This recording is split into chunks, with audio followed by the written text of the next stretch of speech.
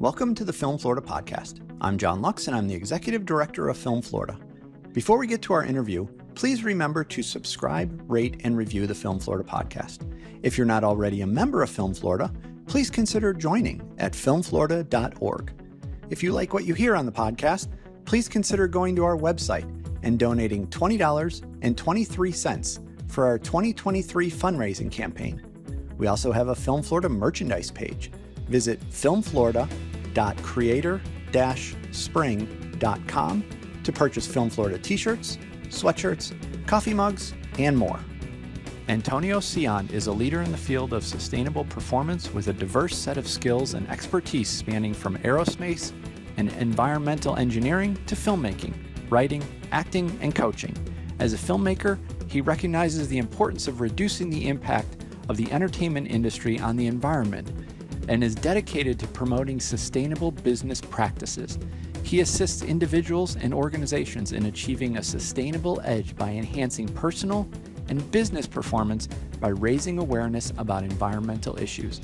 His experience in the film and television industry as an actor and producer has given him a unique perspective and purpose in the entertainment and business worlds.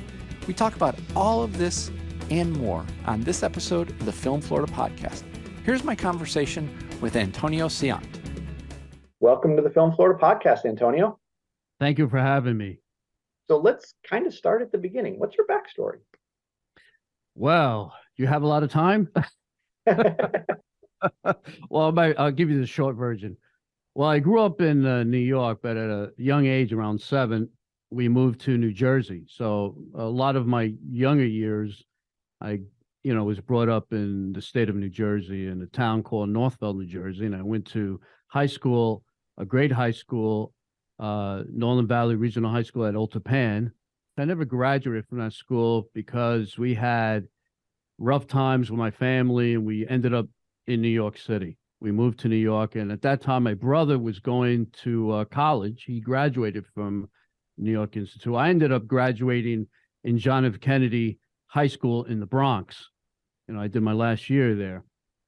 And my brother went to college. He went to Long Island University. And I grew up in a small neighborhood, Washington Heights, which was not a very nice neighborhood, coming from a great place like, the state of New Jersey, a nice town. So it was tough to get used to being around that particular neighborhood. But I was fine because at that time I started college.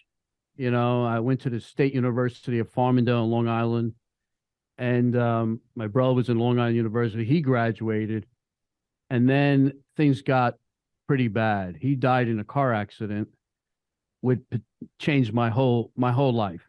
I wanted to drop out of school. I just had no faith in anything at that time. And if it wasn't for my engineering friends, they were there for me. They pushed me and they guided me and convinced me to stay. And I owe a lot of my life because of them. And a lot of things I wanted to get into the FBI. And I had a good friend who was an FBI agent. And the reason why I didn't go is because I would have been sent far away from my home. I was going to join the Navy because I was into aerospace. That was my major.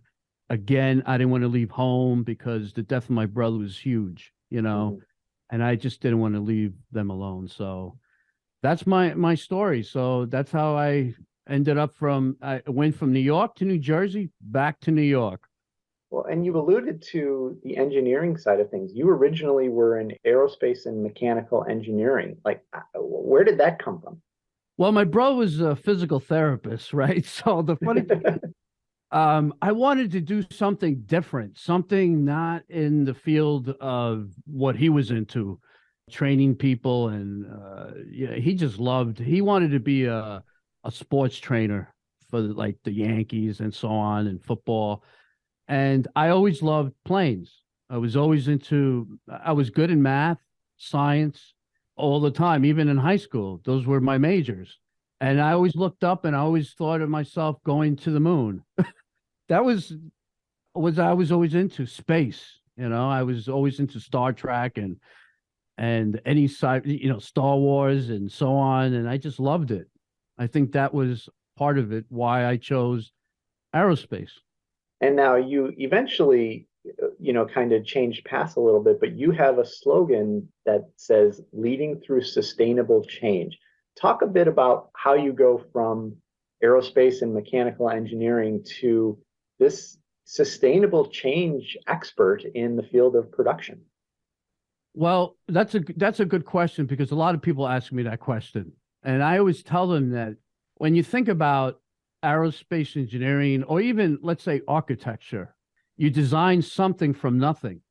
And the film industry has that ability to do so too, whether you're a director, a producer, a writer, or a makeup stylist, it doesn't matter. Everyone is part of a team and everybody creates this product. And engineering has that. And I think what opened my mind was the part of sustainability too, and creativity. I combined in both, but I didn't do it on my own. I did it. A friend of mine, a business consultant I met, who showed me how to do it. He asked me, "Well, you're in the film industry, Antonio, but you're in the engineering industry too." I said, "Why don't you combine them both? Bring one to the other," and that's how it started. It's interesting. And then when it comes to my speeches to students nationwide, I always aim to inspire young people to take action and make a positive impact on the environment and society. I try to discuss the importance of sustainability, and particularly in the context of production industry, and how the actions we take today will impact the future generations. During my speeches, I provide specific examples of sustainable practices that students can adapt in daily lives. For instance, I encourage them to reduce waste, conserve energy, choose more sustainable products. I also emphasize the importance of education and awareness. And I try to encourage students to become advocates for sustainability in their schools and communities. In addition to discussing sustainable practices for the individuals, I also highlight the challenges and the opportunities facing the production industry in transitioning to a more sustainable practices. I explain how new technologies and innovations are driving change and how companies can work together towards more sustainable and responsible practices while maintaining economic growth and competitiveness. So, yeah, I inspire and empower young people to become leaders in sustainability and at the same time to make positive impact on the environment and society, both now and in the future. Well, and that's a great point. I mean, there's a misconception that steps in environmental sustainability can be really expensive and overwhelming. Like I talk to people all the time and they're like, "Oh God, saving the world, saving the world." Like that's a huge thought. But talk about some of the low cost, low maintenance things that crews can do every day to lessen their carbon footprint. Yeah, that's a good question because a lot of people always ask, big time people like in NBC and so on, they always ask because it is a lot of money and they have a budget for certain, for their television shows or their films or whatever they're doing. And they can't go over that budget. But, there are low costs. Like, for instance, reusable water bottles and coffee cups. That's the easiest way to do it. I mean, a lot of people on the set, they bring their own, like you. I see you drinking from a sustainable bottle, right? And it doesn't take much to do that. And LED lighting, energy conservation. I've been doing this for a long time. There's been buildings that have been changing out the incandescents and putting LEDs and so on for over 20 years, and now they're doing it. The production companies are doing it because it's energy consumption. And carpooling, transportation, public transportation that people could take, that's an easy one. It easily could be done. And I do it myself. I report when I was in New York, I I didn't have anybody pick me up. I just jumped in the train and got to work. That's the way I went. Eco-friendly products, switching eco-friendly, like you could use biodegradable trash bags, cleaning supplies. That definitely will help reduce the environmental impact of production. The reduction of paper. I mean, I remember when I was on a set of Law and Order, Richard Belzer, that, rest in peace, but I have a funny story with him, is he bought the iPad that when it first came out, and he was sitting next to me. I said, "What is that?" And he looked at me and he goes, "Oh, this is new technology and stuff that I bought." And I looked at it, and the first thing that hit my mind is, good, maybe we could send the scripts onto that. And he turned to me, he goes, "Well, that's a great idea, but actors like to have the script in their hand." Right. It's still important, when they're up on stage or whatever they're doing, which is true. But the transition has been, a lot of the scripts have been sent to the actors, and they all have the iPad. And here's an easy one. The easy one would be power down when you're not using your computer. Power down, turn off the lights. God knows my parents will always tell me that when I was a kid. And finally, a lot of people are doing it. And, those are simple things. Eat plant-based foods, but understand this. That's going to take some time, because people that eat meat all the time are not used to eating vegetables and stuff like that. It's not an easy process. You have to give them an option. Here's the meat here, but here's the plant-based foods here. And then when they start tasting this stuff and they realize that, hey, man, this is really good, they'll switch. And they know that eventually health takes over. And that's well, you talked about time, and it takes time. Like, how long have you been at this? Well, a long time. I got a job for Grumman Aerospace as an intern, but when I left that, I went into the energy business for Con Edison, New York. And that was like 1990. Mm. This is what I always tell people. They believed in cutting costs. The word that wasn't used was sustainability. Mm-hmm. It's a lifestyle now. When we're talking about health, foods, and even save the planet, it's all involved, climate change, and all of that word sustainability. We dealt with energy conservation, cutting costs, because it was great for the environment. They didn't have to build another power plant. And it was good for all. It was good for them. And they always believed in that. And a lot of utilities did that, and they still do it. Solar energy has been around for a long time. I always tell people that Jimmy Carter on the White House, when he was president, he had solar panels on top of the White House. Wow. But technology wasn't around. We're finally catching up to technologies. I think there's a time and a place for everything. The thing is, we need it really like now, because of what's happening to this world, the changes of this world. And it's drastic. There's a lot of people that don't believe in it, climate change. You got to be kidding me. I mean, even me being in Florida, I see it, with the storms. It's just not, it's abnormal. And now with the red tide and all this going on here in Florida, I'm very concerned, very concerned. You mentioned being a Florida resident. What brought you here a few years ago? Well, that's a funny story. What happened was, as you know, COVID shut down the film industry. My consulting business was still going, but all my friends on Broadway just completely shut down. And my publicist was already in Florida. She left her business in New York to come to Florida to take care of her mother. Almost what I did. I took care of my parents when they were in hospice, Mm-hmm.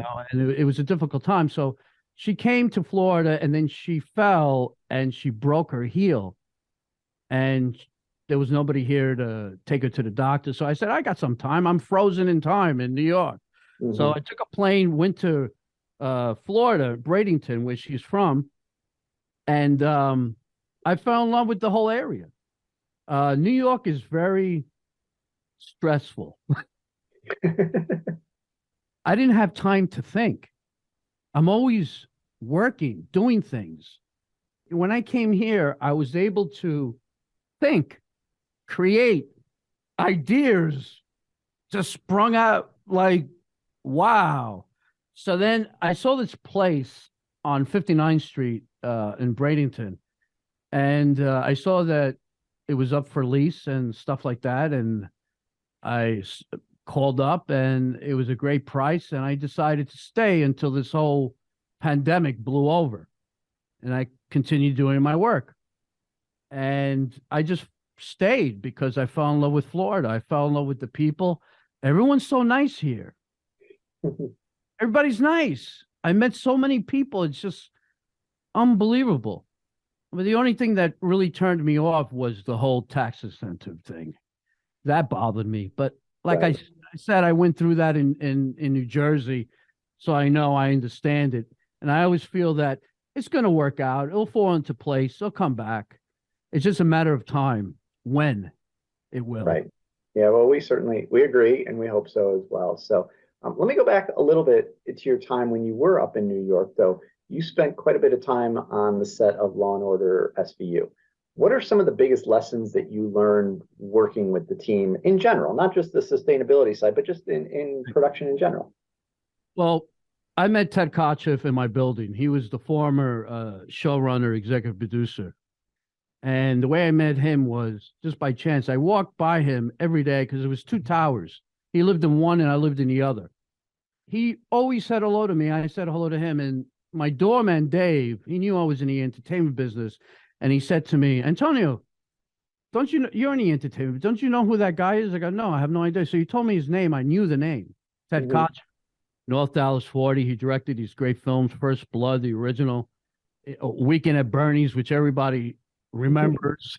So I took my business cards. I wrote in the back and I said, Ted, you know, you're my mentor and I love you and I think you're great. I'd love to meet you either for breakfast, lunch, or dinner. And I gave it to Dave. Dave gave it to him. You know, his assistant called me 2 days later. Wow. And we sat in a diner. And the whole time we spoke about Sylvester Stallone, the whole time. And he wanted to know why I like Sylvester Stallone so much. And I told him, well, yeah, I think he's a great actor and stuff, but I was more into his ability to know the audience and write, his creativity because of Rocky and so on. Mm-hmm. Ted told me great stories about that. And he said, you're right. Then he invited me on the set of Special Victims Unit as a guest at the time. And then he announced me to everyone as a Hollywood producer, which at that time was true. And then he told them to give him the same respect, right, that they do with him to me. And that was like a positive and a negative, both on the set, which I didn't know. What Ted told me later on was he realized that when they see somebody new and you're following the showrunner, they think that somebody's going to get fired. Mm. And they get all bent out of shape. But what I learned on the set was, especially television, because this is coming off from film to television, and he's a film director. He's a film guy he was in television. So we had like the same way pattern. So yeah, I'm faced with television. And I said to him, who are all these people? There's like hundreds of people on the set. Mm-hmm. He says, Antonio, I have no idea. The only thing I know is that they all know how to do their job. And I said, how do you delegate? I said, I don't have to. Everybody knows how to do their job. It's all about teamwork. And I just stood there for season after season after season, learning that teamwork is the most important thing, whether you're working in film or television, especially television, because you're filming 8 months out of the year. In film, you film for 30 days or maybe a couple of months, and then you're done. You're in post-production. Television just goes on and on and on. That's what I learned. Teamwork, I would say. That's an unbelievably great story. That's hilarious. That's great. I love that. Now, you were also involved in a number of productions throughout your career. Are there any experiences from any of your early years that kind of stick out other than this one kind of setting you on your path? Yeah, when I got bitten by the acting bug, I was in Barnes and Noble in New York City. I was with my girlfriend at the time, and I was walking through the book area. And I always like going to the engineering books and read up on that. And I couldn't find it. And I ended up in the acting section. Joking around, I picked up this book. It was Shakespeare. And I opened it up and I was joking around. And I looked at my girlfriend and I started saying a monologue. Friends, Roman countrymen, lend me your ear. That kind of a joke, really loud, joking around. And this gentleman was standing not too far away. He says, "Are you an actor?" And I said, "No, I'm not." He goes, "You should be. You have a great voice." That's what he said to me. Okay. Not knowing that he was a big musical director on Broadway. Oh. Now, hence, hold that thought, okay? Months go by, all right? And I decided to go into acting just by chance. And my girlfriend, on my birthday, gave me a gift to like a 2 weeks in California, AIA acting studio in Burbank, California. She put me in a hotel and I studied for 2 weeks in this amazing school. And I learned improv and the whole bit. It was great. I loved it. And not only that, I met so many people when it came to acting, and casting directors and so on. And I bonded with these people. And I came back to New York and I started doing background work and this because I wanted to get on a set and not just do background work, but I would talk to the directors and production people and the grip guy, the sound guy, and those people and network. And then every Friday I would go to this restaurant, have dinner. And then that same gentleman that was in Barnes and Noble recognized me. He goes, "Hey, I know you." I go, "I know you too." And then we started talking. And every Friday we had dinner there for God knows, I don't know, like maybe 6 months down the road. And then he told me what he does for a living. I was like blown away. "Oh, a musical director. Oh, cool. I mean, that's great."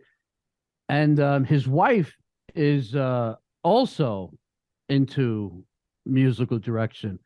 But she does, her name is Janine Terseri. I think that's her last name.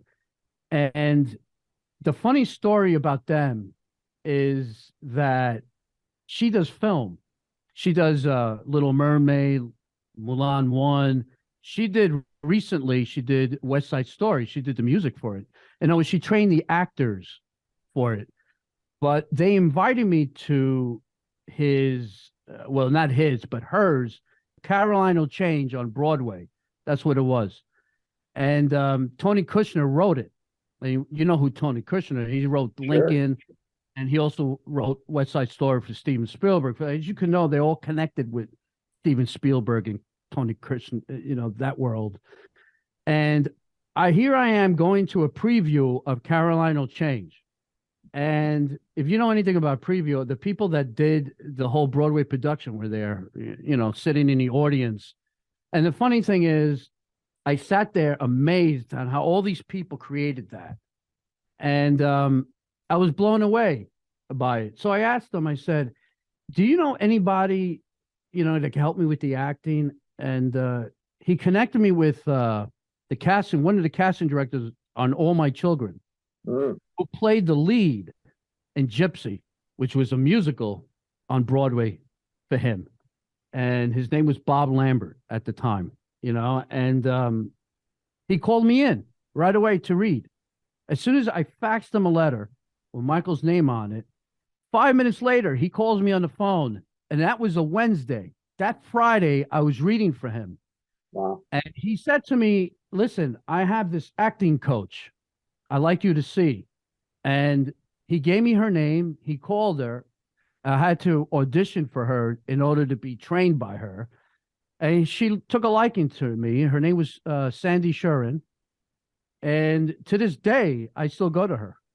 Just so you know, to this day, I tell people that I still like it, and even though I'm producing, I still like the craft. So when I was ready, without me knowing it, she called him. He called me to read again. Next thing you know, I was getting under fives and so on. But here's the key story. I'm on the set. All of a sudden, I hear this name, Daniello on the set. Okay. So then here comes this guy, and I stop him. I go, "You're not Daniello." He goes, "Oh, no, that's my father. I'm the son, Daniello Jr." Right. Because I was like blown away. And he took a liking. He looked at me and he goes, "Do you do?" I was bigger then. He goes, "Do you do any stunt work?" And I said, "Well, I did a couple of stuff." He goes, "Yes or no? Have you done stunt work?" I said, "Yes." Next thing you know, he was calling me to do stunt work on films. And he was doing Rescue Me on FX with Dennis Leary. Yeah. He would call me to do stunt work. And that's the funniest story from all my children, because he kept using me over and over, because he was a stunt coordinator and that was his job. And he was fantastic. He did Sex in the City and all this. But then when I heard the news that he died of cancer, that just completely was just, Yeah. that's why his father, Daniello, at the time, was an, advocate of cancer, prostate cancer. Because, I lost a lot of friends with that too. Hmm. But that's my funny story, all my children. And it was great because I got to meet a lot of people. It's like you're on a theater on Broadway, but in front of a camera. Sure. That's how I could explain it. And they shoot so fast because they have multiple cameras shooting at the same time. Not just one camera. They have like three cameras, different angles. And it was just great to learn from the directors and so on. When they found out I was friends with Michael Rafter, because they all knew him. Because in that little world of soap opera and Broadway, they all know each other. And I connected. I call it free knowledge that helped me with what I do now. Because producer, that's exactly what you are. You're a project manager. Right. Now, I mean, and from an acting standpoint, I mean, you got credits like The Sopranos, The Interpreter, Jersey Girl. You mentioned All My Children, As the World Turns. I mean, do you have a favorite of besides what you just talked about? You got another favorite? Um, The Sopranos, probably, because when I first met David Chase, he heard me talking to a friend, one of the people on the set, about Ted Kotcheff. He just happened to know him. So he came up to me, and then I said to him, "Dave, I love your work. I remember as a kid watching The Night Stalker with Darren McGavin." And he looked at me and he goes, "How old were you? 3?" I go, "Well, I was young." Yeah. He said, "Your parents let you watch that?" And I go, "Yeah, I was into horror movie. I even told him, one of my good friends, he's a programmer for the Fantasia Film Festival, and he was one of the editors at one time for Fangoria magazine, Tony Tapone." I He goes, "Wow, yeah." I said, "I was always into horror and all that good stuff." And um, I met James Gandolfini. Uh, I used to bump into him because he went into my building on 57th Street between 8th and 9th all the time, because he had a back problem and he went to see the chiropractor there. So I used to see him in his scooter come by. So when I was on a set, he looked at me and he goes, "I've seen you many times in the building that I go for my, and for my doctor." And I go, "Yeah, all the time." He's just the nicest guy. Yeah. This is why I always tell people that to bond in a positive way when you're on a set with, it doesn't matter who you're on the set with, because in the long run, you never know where you're going to meet those people once again. Yeah. So keep it positive. Those are things I try to teach people now. And also networking. Yeah. Power of networking is great. And I used it to the fullest. Well, and you said you are still seeing your acting coach, acting teacher, but now you've gotten into coaching and teaching actors. What made you decide to work with actors from that side? Ted Kotcheff, he did. He's been teaching me for the longest, from day one since I met him. And I said to him, "I like to do that." So I met this gentleman, Tony Nation, in New York City, who was the CEO and owns Actors Connection. And he knew about me, and it's a school where they have casting directors, agents, and teach the students. They had real casting directors come. He invited me because he knew my connection with Special Victims Unit and all that. And I started way back, I think it was 2010. I taught there. And then I sprung on myself and I started teaching the art of networking, the art of thinking smart, the art of self-talk, because actors have this problem when they go into an audition, they start saying, I don't know if I'm going to get that. I don't think I did that right. And once you put that self-talk, that negative in your brain, the chances are you probably didn't get it. Yeah. So I've always been teaching. So it's not like it's new. And also all the speeches, that's a form of teaching in a way. Right. Even though it's a form of sustainability, but you'd be amazed at the people that sit in the audience.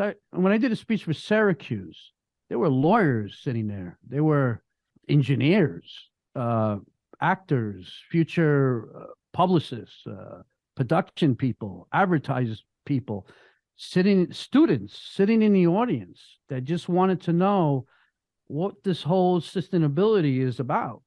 And it was all about education. They all had concerns. When I went to Grinnell College, all these other universities, and it wasn't a film school.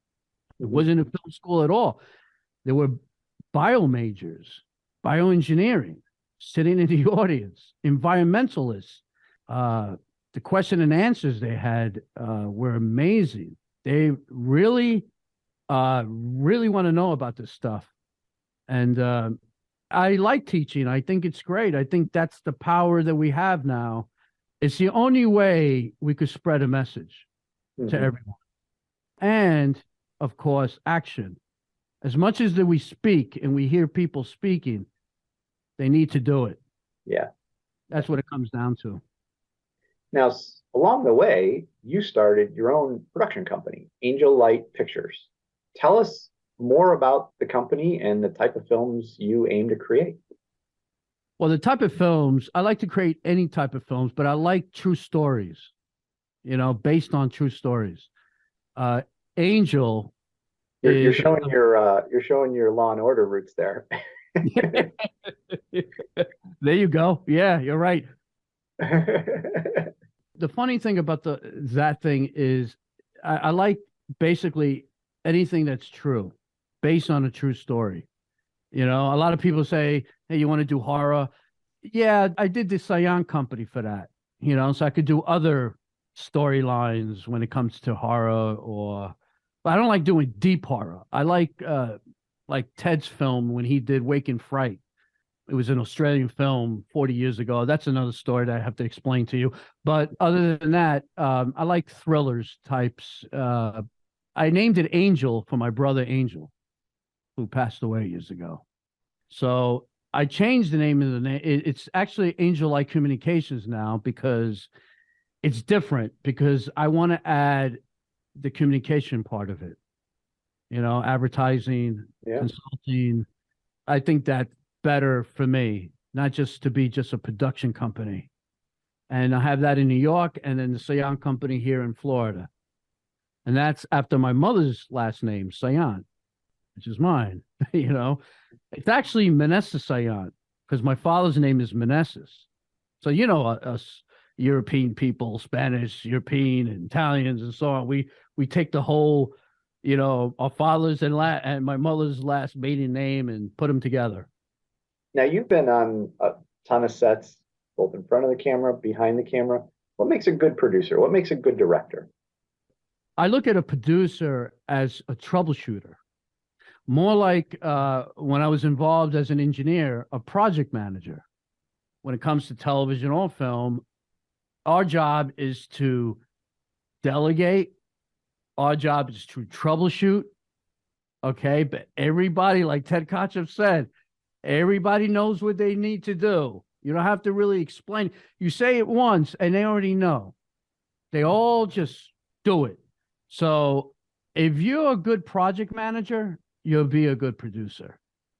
Executive producer is different because it's different in television and film. You don't have to raise money in television because it's already, done. In film, they're the ones who try to bring financing and and do the miracle of what is today. You know, Mhm. when it comes to directing, the ability to know your actors and how to work with your actors and how to work with everyone on the set. Ted was a good example of that. Everybody respected him. He respected everyone. He treated everybody like family. Being a director, you have to know how to listen to your actors, to the people on the set. You have to have great leadership. I believe in that. Those are probably the strongest qualities, I think. And obviously, you have to have a keen eye in being creative and taking a risk. Yeah. Now we've talked a lot about the bigger stuff, the big titles people would recognize, but you've also been involved in quite a bit of indie feature stuff. Talk about how that space has shifted through the years. Oh my God.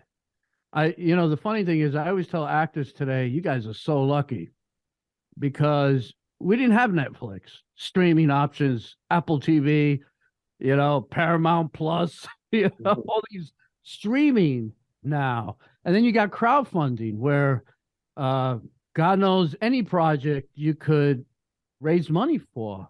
Ted Kotcheff told me a story that this one person funded all his films until he died. Hmm. And then it became difficult. And then he had to get money from here, there, and put it all together just to, make the film and then sell it to the studios. And now, what do you have? Crowdfunding. Then, what else do you have? Film festivals Mhm. exploding. Amazing. Wake and Fright went to the film festival. I submitted his film into Fantasia Film Festival. And this is a film that disappeared for 40 years. And then, as a gift on his birthday, Ted Kotcheff's 80th birthday, I threw a big reunion and I invited everybody from Special Victims Unit, all his film buddies, everybody to the Museum of Modern Art. And we screened Wake and Fright. And I invited my friend, who's the programmer for Fantasia Film Festival. He took a liking to the film and he asked me, hey, can I get a copy of that film? I said, well, I have to ask Ted. So I was in his office pitching what Fantasia Film Festival is for an hour. But he didn't know. He had no clue. Mhm. So he gave me the rights to do it. So you know what? I sent him a copy of the film. He invited Ted to Fantasia. And believe it or not, they loved it. They loved the film. Because what I told them was, you have all these people in Canada. It's not just Canada. They fly from all over the world. These young filmmakers come from all over the world to watch these films, and they're going to be watching Wake and Fright for the first time. And they were blown away that the director who directed Weekend at Bernie's, North Dallas 40, and First Blood did this film, Wake and Fright. And there was a gentleman in the audience from Draft House Films. He loved it, bought the film, and got it out there again. There's only 2 films ever been in the Cannes Film Festival twice. That's one of the films, Wake and Fright. As a matter of fact, it has history because Wake and Fright, years ago, there was a young filmmaker who saw it for the first time, and he loved the film so much. And at that time, he only did one film. And Ted wanted to know who he was because he was saying all this good stuff about it. And it was Martin Scorsese. Wow. Years later, he remembered the film and he sits on the board for the Cannes Classic. Okay. Isn't that weird? That is weird. know? Wow. Yeah. So he labeled a Cannes Classic. Yeah. Wake and Fright. So it's well known in Australia and all over the world now. And this all happened because I decided to invite my friend, and then I submitted the film for him. And this is a pure example how someone can still help somebody who's established director in Hollywood. Yeah. Because these people are so, like Steven Spielberg, all these people, they're so busy, they don't think about it. So if you do the thinking for them, hey, can I submit the film here? I think it'll do great. He'll turn around and say, oh, okay. Yeah. Next, it becomes big, right? And then they remember you. And that's how a friendship even developed, because you know what? I never asked I never had Ted Kotcheff or any of these people for like huge favors. And I ended up doing favors for them. Yeah, I mean, you never know where the opportunities are going to come. Right. And I'm still the same. You know what? I've helped so many actors. I connected actors with casting directors. Of course, I have to like you, I have to think you're talented and all that stuff.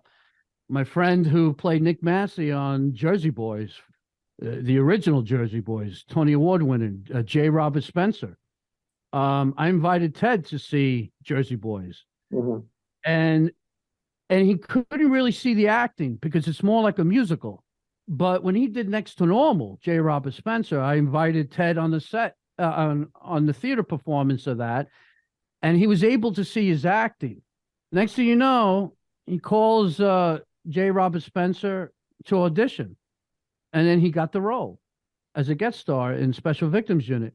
And it took 2 years. 2 years.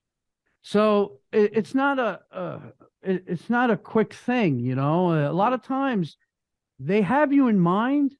They're just trying to find the right part for you. The casting director, Jonathan Stroud, he's amazing. I always used to tell him that. I said, Jonathan, you made the show what it is today, because he's the one that finds these people. I mean, it is what it is. So just because you send something, you send an actor to him, it's not like, okay, he's going to forget about you. He's actually thinking in his head what the future is. Oh, this part may be good for him, so he'll call you in. There's a girl I sent, an actress I sent. She went 4 times to audition for him. And it was 4 different roles. And then the 5th time she went, she got the role. And that's the way it is. And a lot of people get turned off by it. Oh, he didn't like me, or she didn't like me. It's not like that. You're not like that at all. Yeah, I mean, I have a hard time trying to convince people to understand that it's a marathon, it's not a sprint. Yeah, yeah. Look, I've gone to a lot of auditions, and people, they don't say anything, and then 2 months later they call me again, and they ask me again. And I teach this stuff so people are aware that you shouldn't look at it as a negative. Look at it as a positive. Right. They called you in. I mean, that's fascinating. A show like The Sopranos called you in to audition. You should be like happy, you know? That's the victory right there. And it's sad to hear that they still, to this day, still think it's a failure, but it's not. You know, it's not. Yeah, yeah. Now, Antonio, you and I have known each other a little while, but I can't keep up with everything you have going on. So where can people read more about you, learn more about you? Where can they go find more? Well, the best way, you could Google my name. That's number one, you know, but they could go on my website, Saillant Company, C-O, Saillant, SILLANT, CO.com, or you could email me directly at the same, you know, Saillant, CO at gmail.com. That's the best way to reach me, is through email, really. And also I have another website, antoniosaillant.com, which is really directed to, if you want to take some acting courses with me, or hire me to do speeches, that's where you go. The other one is my production company. So You got a lot going on. You got a lot out there. that's part of life. We have to, you too. You know, I think we all do. You know, Yeah. I'm like a clown. I like to juggle a lot of balls. I was just going to say, a lot of juggling, no doubt, no doubt. Yeah. So, Well, Antonio, I appreciate you taking time to help us understand the importance of sustainability in production. And it's always great to hear your story. So I really appreciate you being on the Film Florida podcast today. same here, John. And thank you very much for having me on your show. I appreciate it. And a lot of luck, a lot of lucks here in Florida. I hope that it works out, because it's really beautiful, and it's a beautiful environment to film. Thanks for listening to the Film Florida podcast. For more information about Film Florida, go to filmflorida.org or visit our social media pages on Facebook, Twitter, Instagram, and LinkedIn. If you're not already a member of Film Florida, please consider joining at filmflorida.org. If you like what you hear on the podcast, please consider going to our website and donating $20.23 for our 2023 fundraising campaign. Check out the Film Florida merchandise at filmflorida.creator-spring.com. And please remember to subscribe, rate, and review the podcast.